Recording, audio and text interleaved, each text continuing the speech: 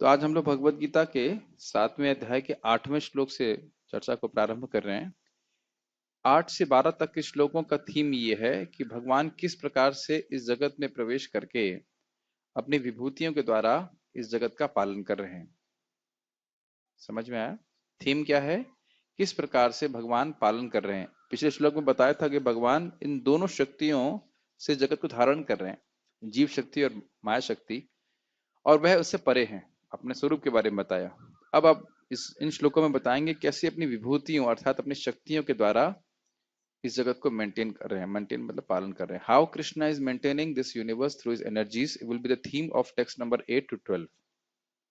ठीक, तो हम बोलते हैं रसोहमप्सु कौन्तेय, सुकौन्तेय रसोहमप्सु कौन्तेय, रसोऽहमप्सु कौन्तेय प्रभास्मि शशिसूर्ययोः, प्रभास्मि शशिसूर्यः प्रणवः सर्ववेदेषु, प्रणवः सर्ववेदेषु शब्दाखे पौरुषं दृषु। शब्दाखे पौरुषं नृषु। अपसु अर्थात जल में मैं रस हूँ और प्रभा हूँ शशि और सूर्य की, चंद्रमा और सूर्य की प्रभा मैं हूँ। हे कौन्तेय, हे कुंती पुत्र। प्रणवः सर्व वेदेषु, सारे वेदों में मैं प्रणव हूँ, ओम हूँ। और शब्द खे मतलब होगा आकाश, आकाश में मैं शब्द हूँ। और नृषु मतलब इंसानों में मैं पौरुष हूँ। पौरुष मतलब कुछ करने की क्षमता, the ability to do something. इस प्रकार से मैं उनको धारण कर रहा हूँ।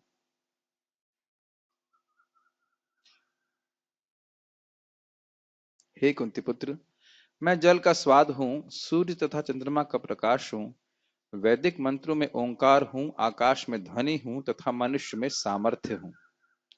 गीता भूषण टीका। भगवान ही सभी जगत के पालन करता है। इस तथ्य को भगवान इन 5 श्लोकों में प्रदर्शित कर रहे हैं। स्पष्ट है? तो समझाना नहीं है। अब इसके बाद जो लाइन आ रही है इसको आपको बहुत ध्यान पूर्वक समझना होगा। मैं पानी का स्वाद हूं, इसको आप सामान्यतः स्वाद के रूप में समझेंगे, जैसे हम स्वाद समझते हैं, और सही अर्थ है, इसमें कोई गलत नहीं है। लेकिन इसको किस अर्थ में समझना है वह थोड़ा देखना पड़ेगा। पानी का स्वाद, इसको रस कहा जाता है और ये एक विशेष प्रकार का गुण है पानी का। ठीक है। कठिनाई या जो सूक्ष्म बात है वह ये समझने की, इस गुण को यदि पानी से निकाल दिया जाए तो पानी की सत्ता नहीं रहेगी। इस गुण, रस के गुण जो है, इसके ऊपर पानी आधारित होता है। इसको पहले भी मैंने समझाया था।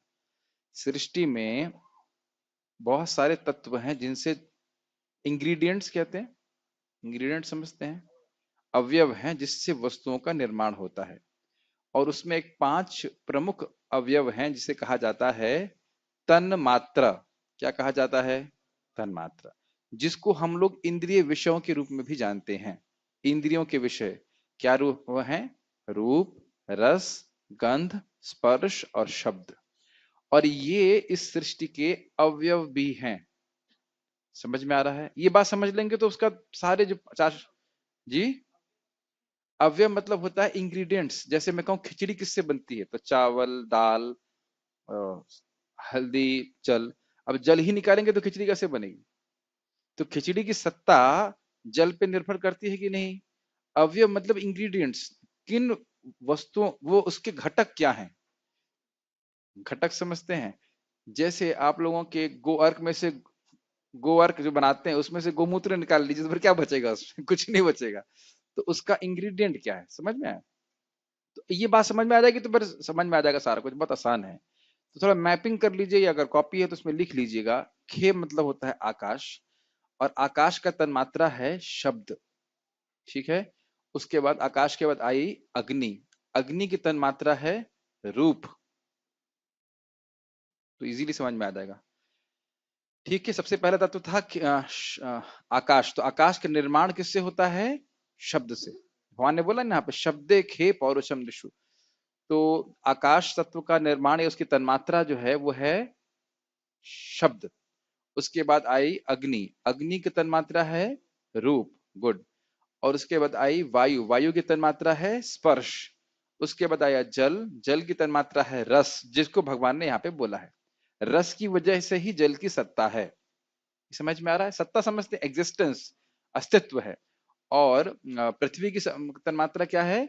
गंध। तो गंध भी भगवान आगे बताएंगे, पुण्यो गंधा पृथिव्याम च। तो अब उसी अर्थ में सारे श्लोकों को समझना होगा, ये समझ लेंगे तो फिर आसान हो जाएगा। समझ में आ रहा है? तन्मात्रा आप लोग को समझ में आ गया? क्या चीज? तन्मात्रा सेंस ऑब्जेक्ट्स, सेंस ऑब्जेक्ट्स। ठीक है। तो न सिर्फ ये इंद्रिय विषय हैं, अपितु इन तत्वों को धारण करने के घटक भी हैं। मतलब ये जो भी तत्व आपने सुने थे, पृथ्वी जल वायु अग्नि आकाश, इनका आधार है ये तन्मात्रा। समझ में आया? ठीक। इसका अर्थ है कि मैं इन तत्वों में निवास करता हूं, क्योंकि तन्मात्राओं के द्वारा जो मेरी विभूति है, मैं इन तत्वों का पालन करता हूं, जैसे रस जल के लिए। अब समझ में आया? भगवान जल को धारण कर रहे हैं, उसमें अपनी विभूति रस के रूप में प्रवेश करके। ये लाइन समझ में आ रही है? जल की तन्मात्रा क्या है? रस। और रस किसकी विभूति है? विभूति मतलब शक्ति। देखिए, कोई भी शब्द ना समझ में आए तो आप बेझक मुझसे पूछ लीजिए। अगर उसका अर्थ आप कुछ और ग्रहण कर रहे हैं तो ये तत्व की बात है, समझ में नहीं आएगी। मैं खाली बोल रहा हूं कि विभूति का अर्थ समझते हैं। विभु मतलब, विभु मतलब महान, तो विभूति मतलब महान शक्ति। समझ में आ रहा है? तो रस किसकी विभूति है? भगवान की। तो भगवान अपनी विभूति के द्वारा जल को धारण कर रहे हैं और जल के द्वारा सबका पालन हो रहा है। अब समझ में आ रहा है भगवान किस प्रकार से पालन कर रहे हैं? ठीक। तन मात्रा के बिना कोई भी तत्व की सत्ता नहीं रह सकती। तत्व अर्थात भूमि जल वायु इत्यादि। सत्ता नहीं है, सत्ता मतलब अस्तित्व। हाँ, ठीक है। नोट: आकाश वायु अग्नि जल और पृथ्वी अपने अपने तन मात्राओं से आते हैं, यथा शब्द स्पर्श रूप रस और गंध। अब तो मैं समझता हूं स्पष्ट हो गया होगा। मैं चंद्रमा और सूर्य का प्रकाश हूं और उनको प्रकाश रूपी अपनी विभूति से धारण करता हूं, और इस प्रकार मैं उनमें हूं। तो जब भी हम चंद्रमा और सूर्य का प्रकाश देखें तो भगवान की विभूति का स्मरण करके भगवान का स्मरण होना चाहिए। आप कहेंगे प्रभु जी हमको होता नहीं है, क्योंकि हम लोग सुने नहीं है। तो जब बार बार सुनते हैं तो फिर उस बात को स्मरण करने लगते हैं। जैसे अगर किसी भक्त के गुणों के बारे में हम सुनते हैं, तो जब उस भक्त को देखेंगे या उस व्यक्ति को देखेंगे तो उस गुण का स्मरण होता है। अगर उसके दुर्गुणों को सुनते हैं, कई बार सुनते हैं, तो जितनी बार उसको देखेंगे तो उतनी बार दुर्गुणों का स्मरण होता है। नहीं होता? ऐसे अन्यथा आप उसको देखेंगे, उस व्यक्ति को देखेंगे तो कुछ स्मरण नहीं होता। नहीं होता कि नहीं? जैसे एक भक्त ने मुझे आज बोला कि ये फलाने डिवोटी जो है वो 32 माला जप करते हैं, या मैं कहूं कि कोई व्यक्ति 3 लाख नाम जप करता है। ऐसे उस भक्त को आप देखेंगे तो कुछ स्मरण होगा? कुछ भी नहीं। लेकिन अगर किसी व्यक्ति ने सुनने सुन रखा है कि 3 लाख नाम जप करता है, जितनी बार आप सुनेंगे तो उसके देखेंगे उसको, तो उसके गुणों का स्मरण होगा। Make sense? भाई जैसे आप लोग मान लीजिए कोई पहली बार वृंदावन आए और ये कालिया कालीदह पे चला जाए तो उसे क्या लगेगा? यहाँ एक पेड़ है। लेकिन जब वो बार बार सुनेगा कि भाई भगवान यहाँ से कूदे थे, तो जितनी बार वो परिक्रमा करेगा वो देखेगा तो हाँ भगवान यहाँ से कालिया में दह में कूदे थे। तो श्रवण का ये प्रभाव है कि हमारी दृष्टि को परिवर्तन कर देता है। देख पा रहे हैं? समझ पा रहे हैं? ठीक। तो इसलिए बार बार सुनने से बात याद रहती है। तो यही बात आप देखेंगे 10वें अध्याय में भी आएगी। केशु केशु च भावेशु, मतलब मैं किस प्रकार से जगत की वस्तुओं को देख करके आपको स्मरण कर सकूं, ये मुझे बताइए। तो भगवान फिर अपनी विभूतियों को वहां पे बताएंगे। तो कारण यही है कि जगत की वस्तुओं को देखकर हम किस प्रकार से भगवान का स्मरण कर सकें।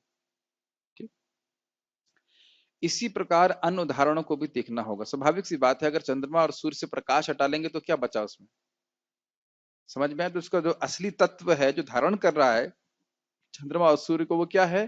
प्रकाश। तो उस प्रकाश को देख करके स्मरण करना चाहिए कि भगवान कृष्ण की विभूति है। अनुपम कृष्ण प्रभु, विभूति का अर्थ क्या होता है? माइक पे बताइए।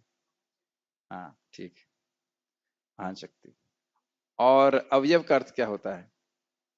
इंग्रेडिएंट्स। समझ में आ गया? कुणाल प्रभु, किन तत्वों की बात कर रहे हैं? माइक पे बताइए। माइक पे ऑन कर लीजिए। हाँ, किन तत्वों को भगवान धारण कर रहे हैं? जो 5 तत्व आपने बताए थे, स्पर्श, रूप, हाँ, रस। देखो मैं इसीलिए गड़बड़ कर रहा था। किन तत्वों को भगवान धारण कर रहे हैं? पृथ्वी, जल, जल, अग्नि, वायु, आकाश। इनके थ्रू और किनके द्वारा धारण कर रहे हैं? 5, स्पर्श, रूप, रस, गंध और शब्द, इनके और थ्रू। इनको क्या कहते हैं? तन मात्रा, तन अव्यय, मात्रा। घटक, इनके हाँ, थ्रू। ये अवयव हैं, अव्यय नहीं, अवयव। अव्यय, अवयव, ठीक है। अवयव। ये कठिनाई हम लोग सब कॉन्वेंट में पढ़ते पढ़ते हिंदी भूल गए कि नहीं। ठीक है, इसको ऐसे रखेंगे तो सीधी में अवयव हैं। अवयव मतलब पूरी सृष्टि के अवयव है। सृष्टि बहुत सारे 24 तत्वों से बनी है ना, तो उसमें तन्मात्रा भी जो है ये अवयव हैं। अगर उनको हटा देंगे तो सृष्टि विघटित हो जाएगी। विघटित मतलब डिसइंटीग्रेट हो जाएगी। ये हाँ, आकाश का निर्माण शब्द से किस प्रकार से हो रहा है? इसके लिए आपको पढ़ना पड़ेगा श्रीमद् भागवतम में सृष्टि का। और इसके ऊपर सबसे आप प्रश्न बहुत अच्छा किए हैं, क्योंकि इस पे आप अगर चाहें तो भक्ति विज्ञान महाराज का पावर ऑफ साउंड करके पूरा सीरीज सुनिए। हाँ, बहुत सुंदर है कि पूरा जगत की सृष्टि शब्द से होती है। और प्रभुपाद जी इसको समझाते हैं, जैसे आपने सुना है ना, ओम से पूरे जगत की सृष्टि हुई, तो वो शब्द से ही पूरे जगत की सृष्टि होती है। रूप से अग्नि, तो ये कैसे कैसे हो रही देखिए, है? ये वर्णन नहीं होता कि कैसे होता है, खाली ये बताया गया कि ये वस्तुओं से मिलती हैं और उसका वर्णन, ये मतलब सृष्टि हो जाती है। रूप जो है वह मुझे डिटेल में भी पूरी तरह से याद नहीं सृष्टि कैसे होती है। इसका सीक्वेंस है, शब्द से आकाश। शास्त्री जी आप बताना चाहते हैं कुछ? ठीक है ना, ठीक है, यही बताना चाहते हैं, ठीक है। शब्द से आकाश आता है, फिर आकाश के बाद अग्नि आती है। इस प्रकार से दिखाइए। आकाश में ध्वनि का गुण, वायु में ध्वनि और स्पर्श का गुण। हाँ ये ठीक है, मैं भी बोला, लेकिन डिटेल में नहीं समझा जाता कि कैसे होता है, ये हम समझ भी नहीं सकते शायद इसलिए। तो सृष्टि के बारे में समझना तो बड़ा कठिन है। इसको श्रीमद् भागवतम से आप पढ़ सकते हैं तो समझना पड़ेगा। मैं सभी वेदों में प्रणव हूं, क्योंकि प्रणव ही वह मूल है। एक दिन हम लोग कभी करेंगे सेमिनार सृष्टि के बारे में, अभी तो उस पर रिसर्च करके पढ़ेंगे। मेन सीक्वेंस यही है कि शब्द से आकाश, उसके बाद आकाश से वायु आती है, और वायु में तन्मात्रा स्पर्श की रहती है, नहीं सॉरी क्षमा कीजिएगा, अग्नि आती है, अग्नि के बाद वायु, वायु वायु के बाद जल, जल के बाद पृथ्वी। ठीक है। हाँ, मैं सभी वेदों में प्रणव हूं, क्योंकि प्रणव ही वह मूल है जो शब्द के चतुर्थ रूप अर्थात वैखरी के रूप में प्रकट होता है, जिसमें शब्द सुने जाने वाले ज्ञान युक्त वैदिक वाक्यों के रूप में प्रकट होता है। अब ये थोड़ा सा टफ लग रहा होगा आप लोगों को, लेकिन देखिए, साउंड या शब्द की जब भी हम धारणा करते हैं तो वैसा ही हम समझते हैं जैसा अभी मैं बोल रहा हूं और आप सुन रहे हो, और इसको कुछ समझ पा रहे हो। इसको वैखरी कहते हैं। जो आप शब्द सुन रहे हैं इसको वैखरी कहते हैं। क्या कहते हैं? वैखरी। लेकिन शब्द की 4 अवस्थाएं होती हैं। सबसे सूक्ष्म अवस्था होती है परा, उसके बाद पश्यंती, उसके बाद मध्यम, उसके बाद हम पश्यंती, फिर मध्यमा, और फिर वैखरी। शब्द याद हो रहे हैं? परा, पश्यंती, मध्यमा और वैखरी। परा शब्द शुद्ध होता है, सबसे आध्यात्मिक लेवल पे होता है, और वह हमारे अ, जो रीढ़ की हड्डी का नीचे वाला भाग होता है उसमें मूलाधार चक्र होता है, वहां प्रकट होता है। उसके बाद हमारा जो पश्चंती वाक है वह हमारे नाभि के पास जो चक्र होता है उसमें वह प्रकट होता है, ये मानसिक स्तर पे होता है। और मध्यम जो है वह अनाहत हृदय के पास होता है, बुद्धि के स्तर पर प्रकट होता है।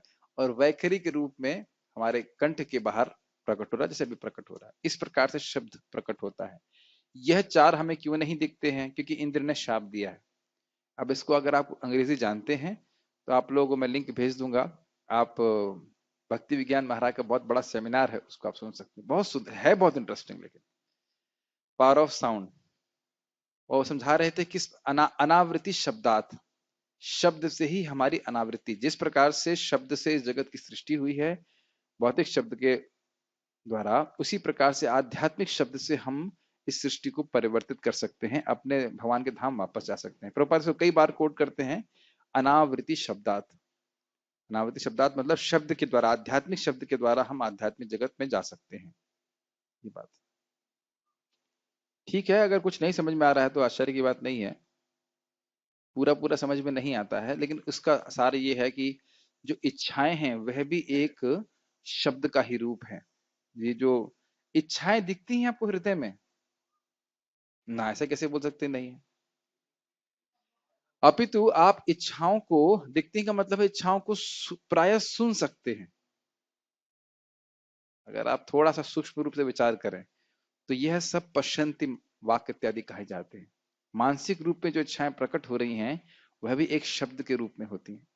अब मैं ज्यादा समझाऊंगा तो बहुत लोड हो जाएगा, प्रोसेसर उसको नहीं डाइजेस्ट कर पाएगा, लेकिन हम जो है इसके लिए है एक्चुअली बहुत रोचक विषय है।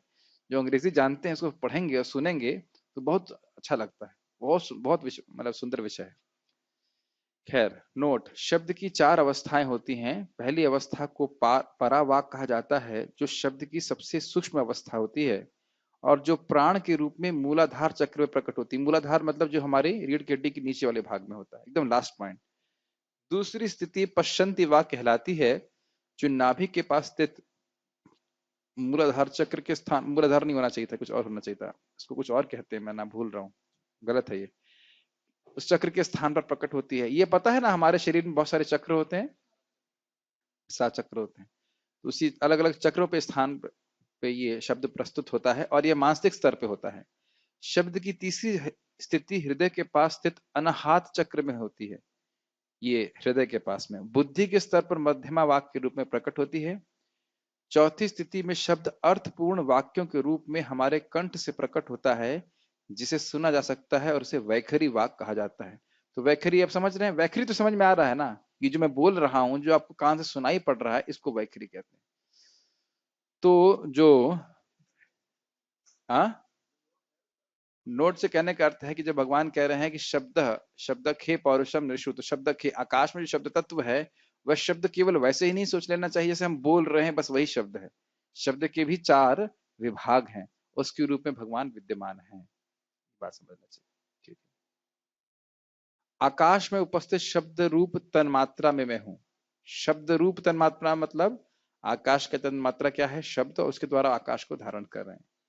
मैं वह प्रयास हूं जो मनुष्य के लिए फल लेकर आता है, क्योंकि उन प्रयासों के द्वारा ही मनुष्य की स्थिति बनी रहती है। बहुत सुंदर बात है कि जगत में क्या हमें जीवन जीने के लिए कुछ प्रयास नहीं करना पड़ता? तो वह प्रयास भी कौन है? भगवान है। इस प्रकार से हमें कुछ करने की शक्ति भी कौन दे रहा है? भगवान दे रहे हैं। इस प्रकार से हम भगवान पे आश्रित हैं, भगवान हमारा पालन कर रहे हैं। तात्पर्य पढ़िए, बहुत इजी है श्लोक, पढ़िए तात्पर्य प्रभुपाद जी। एक प्रश्न है हाँ प्रभु जी, ये जो चक्र होते हैं हमारे शरीर में, ये सब कॉन्शियस होते हैं, नहीं नहीं, कॉन्शियस नहीं, जड़ होते हैं? जड़, सब कुछ जड़ है। कॉन्शियस तो देखिए केवल आत्मा है। जितने भी चक्र इत्यादि हैं वह कभी कोई शरीर, कोई भी भौतिक वस्तु कॉन्शियस नहीं है। जागृत करना एक अलग बात है, जैसे हमने इस बल्ब को जागृत कह सकते हैं, कर दिया, करंट उसमें प्रवाहित कर दिया, लेकिन इसका अर्थ ये नहीं कि बल्ब कॉन्शियस हो गया। कॉन्शियस सचेत व्यक्ति केवल आत्मा ही है। ठीक है, यस। तात्पर्य, यह श्लोक बताता है कि भगवान किस प्रकार अपनी विविध परा तथा अपरा शक्तियों द्वारा सर्वव्यापी है। परा मतलब आत्मा, जीव गुड, शक्ति। अपरा मतलब बहुत अच्छा, गुड। परमेश्वर की प्रारंभिक अनुभूति उनकी विभिन्न शक्तियों द्वारा हो सकती है और इस प्रकार उनका निराकार रूप में अनुभव होता है।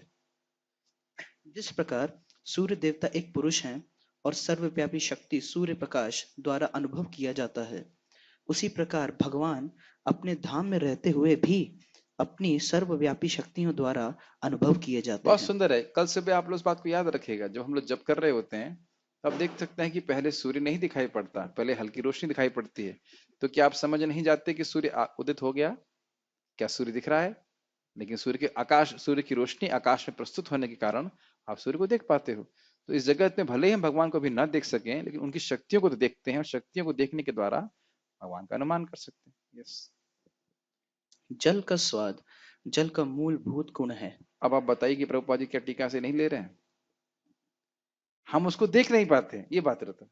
केवल हम स्वाद को वैसे समझेंगे जैसे बस जैसे गोभी का स्वाद और मूली का स्वाद है इस प्रकार से, लेकिन मूलभूत गुण है, मतलब उससे अगर वो गुण हटा दिया गया तो जल अस्तित्व नहीं रह पाएगा। यस, इसीलिए मैं टीका बढ़ाता हूं ताकि समझ में आए प्रभुपाद जी वो बात क्यों बोल रहे हैं, भले थोड़ा कठिन लगे आप लोगों को। यस, प्रभु जी, लेकिन यस प्रभु। जैसे कुछ साइंटिस्ट लोग कहते हैं कि वाटर इज टेस्टलेस, ओडरलेस, इसके लिए क्या कहेंगे? Because they are brainless. उनके पास कोई बुद्धि नहीं है। कभी कभी हम लोग साइंटिस्ट पे इतना विश्वास करते हैं, आप बताइए कि क्या उसमें और आप में कोई भेद है?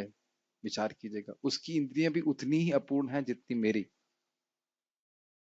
वो झूठ बोल बोल करके हम प्रस्तुत करता है कि हम वो सच बोल रहा है।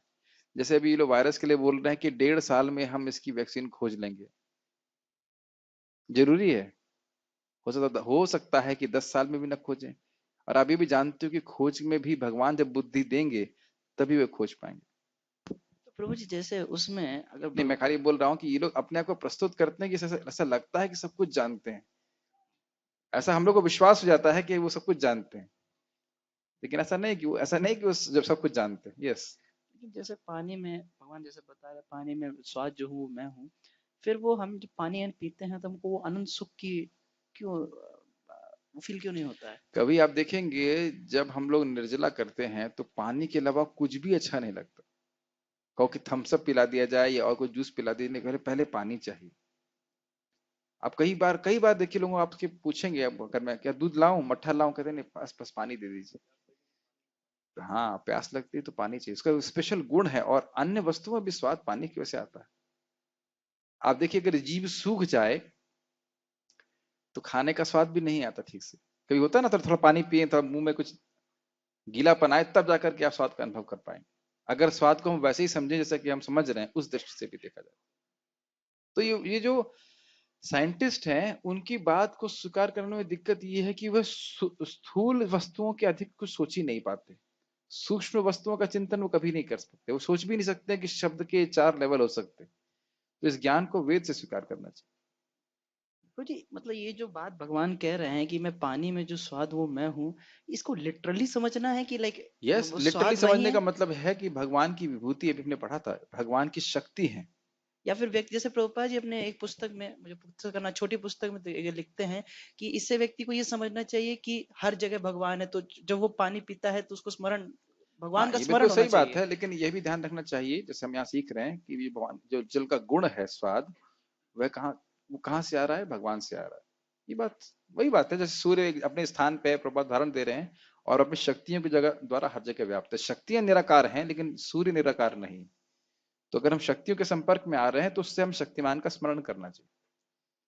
जैसे मैंने एक छोटा सा एक प्रश्न भक्त से किया, अरे भाई सारे डिपार्टमेंट बंद हैं लेकिन पावर पावर प्लांट तो चल रहा है ना। फिर मैंने स्मरण हुआ, रही कैसे मूर्खतापूर्ण प्रश्न है। जब आप देख रहे हो बल्ब के जलते हुए तो स्वाभाविक सी बात है कि पावर प्लांट चल रहा है। हम तो खैर बल्ब के प्रकाश को देख रहे हैं, शक्ति को देख रहे हैं, लेकिन शक्ति के पीछे कौन है? पावर प्लांट है कि नहीं? क्या हमें पावर प्लांट तक जाने की जरूरत है? इसको थोड़ा घुमा दीजिए, इको हो रहा है। हाँ।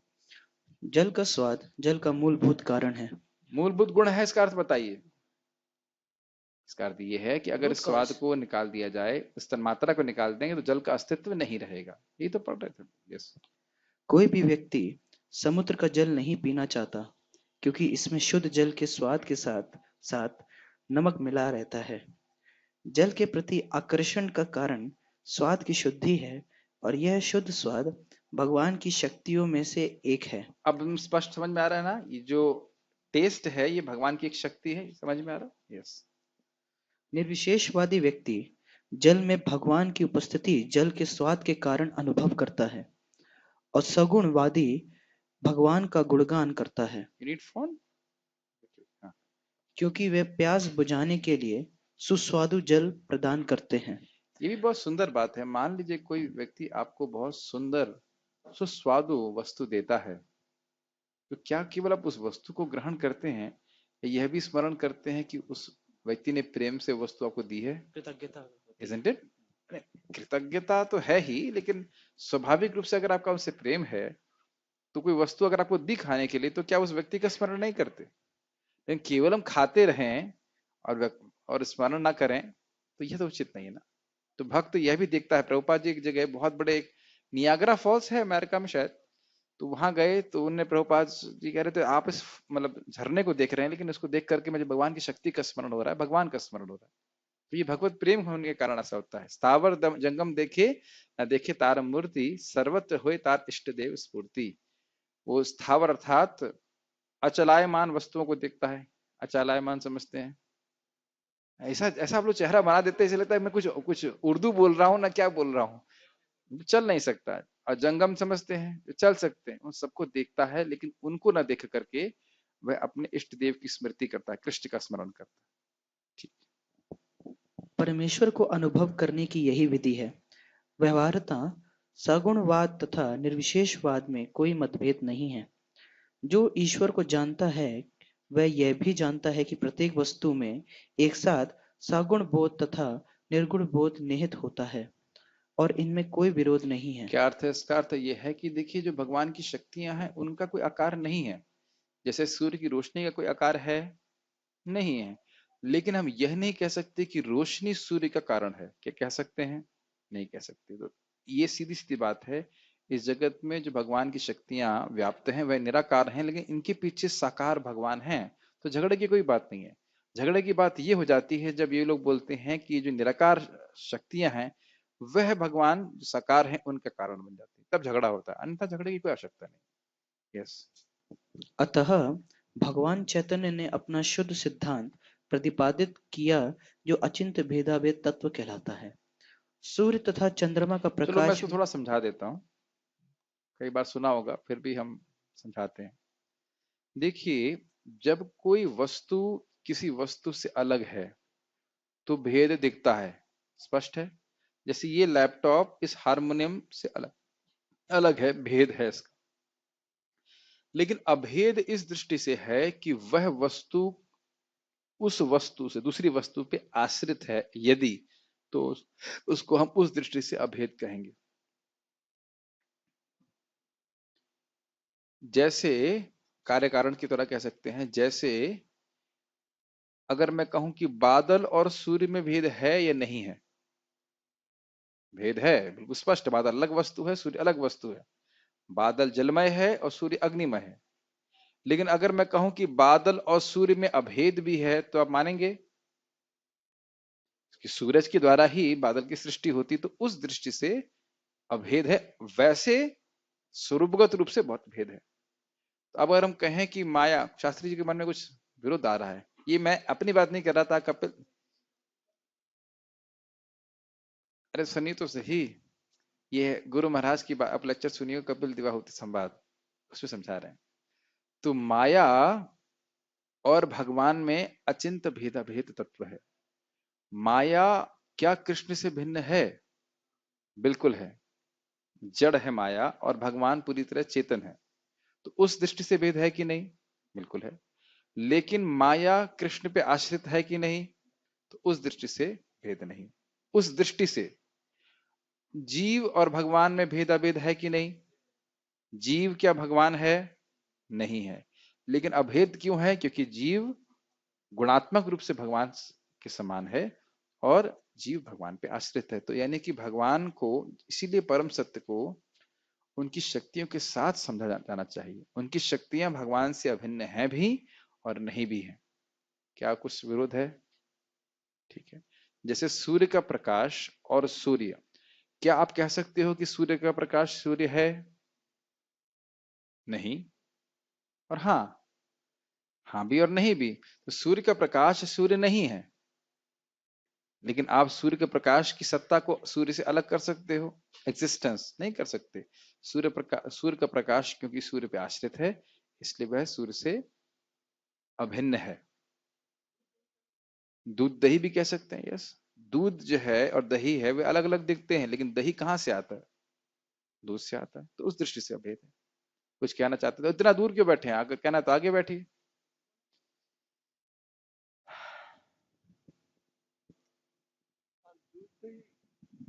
ठीक है। दूध का दही करना है। यस, नहीं नहीं हाँ नहीं, बताइए। वो ठीक है उसमें, मगर मगर भेद को हम लोग यहाँ पे देख पा रहे हैं इंद्रियों और तर्क के द्वारा, मगर अचिंत का यहाँ पे अर्थ क्या है ना, कि जो भेद है वो अपने इंद्रिय और तर्क के द्वारा मैं भी नहीं जान सके, मगर देखिए बात उसे यह है शास्त्र कि के द्वारा जान सकते हम हैं। लोग तर्क के द्वारा या बुद्धि के द्वारा केवल उपमाओं को समझ रहे हैं, भगवान को नहीं समझ पा रहे हैं।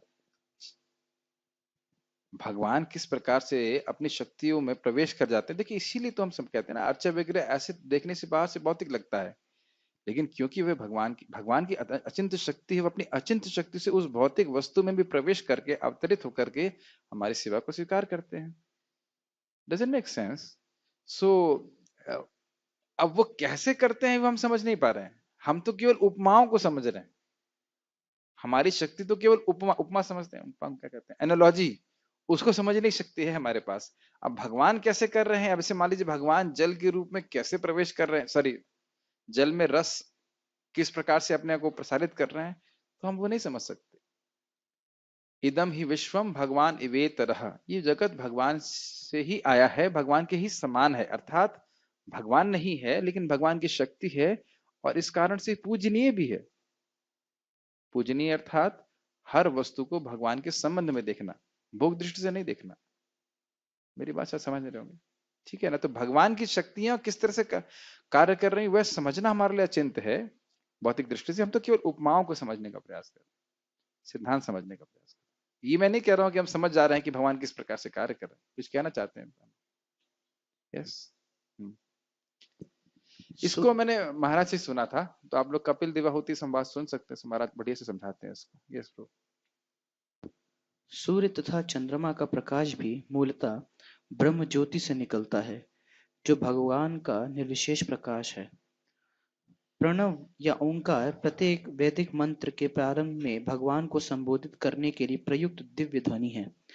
चूंकि निर्विशेषवादी परमेश्वर कृष्ण को उनके असंख्य नामों के द्वारा पुकारने से भयभीत रहते हैं, अतः वे ओंकार का उच्चारण करते हैं, किंतु उन्हें इसकी तनिक भी अनुभूति नहीं होती कि ओंकार कृष्ण का शब्द स्वरूप है। और आप ये समझ सकते हैं कि ओंकार बोलते हुए कृष्ण का स्मरण करना कठिन है। हम भक्तों के लिए भी ओ, और कृष्ण है तो कृष्ण का ही स्वरूप, उसमें कोई कठिन बात नहीं है, लेकिन स्मरण करना कठिन होता है। नहीं, ओम बोल करके ओम का स्मरण हो जाता है, लेकिन ओम बोल कर कृष्ण का स्मरण हो, ये कठिन होता है। ऐसे तो ओम भगवान का ही शब्द स्वरूप है, तो इसलिए भगवान ने व्यवस्था कर दी, चलो तुम ओम बोलते रहो और ओम का कुछ निर्विशेष ध्यान करते रहो, तो उसी में खुशी रहो, अगर तुम स्वरूप का स्मरण नहीं करना चाहते, लेकिन भगवान का संपर्क प्राप्त करिए। यस यस प्रभु कुछ बोल रहे थे। ओ, भयभीत क्यों रहते हैं, कौन उत्तर देगा? ये जो निर्विशेषवादी हैं वह कृष्ण के असंख्य नामों को पुकारने से भयभीत क्यों रहते हैं? वास्तविक कृष्ण को भौतिक समझते हैं। यह उत्तर तो नहीं है। Why they are afraid to chant Krishna's names? भगवान का नाम तो भय को हटा देता है, ये एक अच्छा प्रश्न है, कोई नहीं सोच रहा है। आप तो अभी आए अच्छा, आपका जन्म तो अभी हुआ आप इतना दूर क्यों बैठे, आगे आइए। ये प्रश्न है, और ये प्रश्न बड़ा अच्छा प्रश्न है कि भगवान के नामों को जो निर्विशेषवादी हैं वे क्यों पुकारने में भयभीत रहते हैं। यस, जो कृष्ण के भक्त होते हैं वो उनके दास होते हैं। कृष्ण के भक्त कृष्ण के दास होते हैं। थोड़ा पास से बोलिए, मुझे तो रिपीट नहीं करना। मायावादी किसी के दास बनना नहीं चाहते। Yes, very nice answer. भगवान के दास बनना नहीं चाहते हैं, इसलिए भगवान के नामों को स्वीकार नहीं करना चाहते। मालूम क्यों, माया के भी दास है। हाँ, वाह, तो आप क्लास क्यों नहीं देते? अच्छा, अगला श्लोक आप समझा देना, कोई दिक्कत नहीं ठीक है। वह ओम का ही ध्यान करना चाहते हैं, उसको और गंभीरता में देखें। इस जगत में जो भी स्वामी है वो हमारा तेल निकालता है, तो उस प्रकार से है कि नहीं, खून पीता रहता है, ऐसे कहना चाहिए। लेकिन क्या भगवान ऐसे स्वामी हैं? नहीं। नारद मुनि बड़े आश्चर्य से कहते हैं, युधिष्ठिर महाराज आप तो इतने महान भक्त हैं कि आप कृष्ण की पूजा नहीं भी करते हो तो भी वो आपके घर में पड़े रहते। कितना प्रेम है युधिष्ठिर महाराज का, हम कल्पना नहीं कर सकते। कृष्ण को अपना भाई मान रहे हैं, छोटा भाई, पूजा नहीं कर रहे हैं, तो भी कृष्ण के घर में ही पड़े रहते हैं। कब हमारी स्थिति ऐसी होगी पता नहीं लेकिन प्रेम बड़ा सुंदर वस्तु है। पढ़िए। कृष्ण भावनामृत का क्षेत्र व्यापक है और जो इस भावनामृत को जानता है वह धन्य है। जो कृष्ण को नहीं जानते वे मोहग्रस्त रहते हैं, अतः कृष्ण का ज्ञान मुक्ति है और उनके प्रति अज्ञान बंधन है। मोह क्या है? संसार को वह भगवान के संबंध में नहीं देख पाते हैं। कि मुझे माइक पे बोली ही बातें सुनाई पड़ती हैं। यस, मोह का मतलब होता है जो सत्य नहीं है उसको सत्य मानता है, मतलब वो शरीर नहीं है हाँ, लेकिन अपने आप को शरीर मानता है, वेरी यही गुड। मोह है। और इस जगत को शाश्वत मानते हैं, शरीर इस जगत का संबंध भगवान से नहीं देखते हैं, इस प्रकार से। ठीक है, और कोई कुछ प्रश्न करना चाहते हैं?